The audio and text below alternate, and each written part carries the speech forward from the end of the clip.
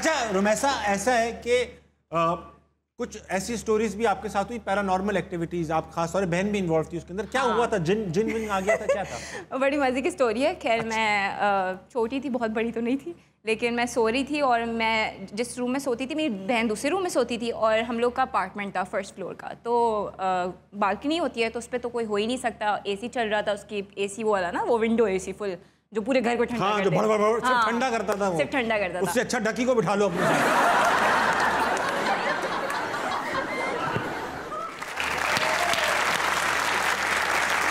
खिड़की में बैठा हुआ है, बात कर, नहीं माहौल ऐसा अच्छा कर देगा ना कि गर्मी की महसूस नहीं होगी। हाँ, तो उसका जो क्या कहते हैं एसी के पीछे वाले, क्या कहते हैं उसको? वो होता है एसी के पीछे वाला। हाँ, एसी के पीछे जो होता है वो बालकनी की तरफ था, तो बंद था, कुंडी लगी हुई थी, कोई नहीं आ सकता था, कुछ नहीं था। और मैं पानी पीने एक रूम से दूसरे रूम, अपनी बहन की रूम से जा रही थी किचन की तरफ। कितना बड़ा घर है। ठीक है, ये बताने में बड़ा लग रहा है, वरना ये 2 कदम थे। बताने में बड़ा लग रहा है। ये 2 कदम। खैर मैं चली और एकदम से मुझे नॉक की आवाज़ आई।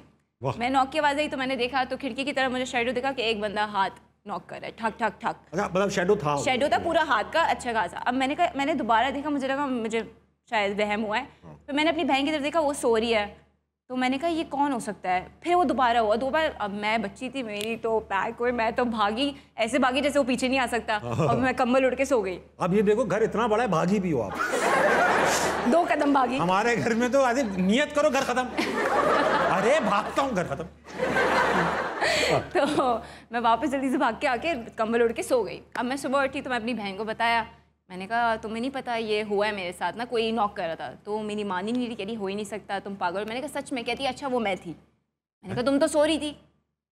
वो मैं नहीं थी। मैंने कहा वो मैं नहीं थी। वाकई? नहीं वो वही थी, वो मजाक कर रही थी। लेकिन अच्छा, लेकिन ये सच में नॉक किया था। दोबारा कभी नॉक नहीं किया? मायूस होकर चला गया वो शख्स? हाँ, फिर 6-7 साल बाद मेरी पुप्पो ने सेम स्टोरी बताई और उनको ये बात नहीं पता थी। उनके साथ भी ऐसे ही कुछ हुआ था उनके घर में। मैंने कहा कौन है जो सबके घर के दरवाजे पे जाता है? बड़ा फारिग है, बुला के चेक कर लो ना भाई, क्या मसला है, तुम लोग हमारे घर में। फोन ही लेना चाहिए था मुझे, पता नहीं बेचारे को। पड़ोसी हो, दूध लेने आए हो। खिड़की से क्यों दूध लेना है वो? ये भी है। उसको अलग किस्म का एक वो, भाई आज मैं कड़क चाय पीऊंगा, खिड़की से दूध लेकर आऊंगा। अच्छा,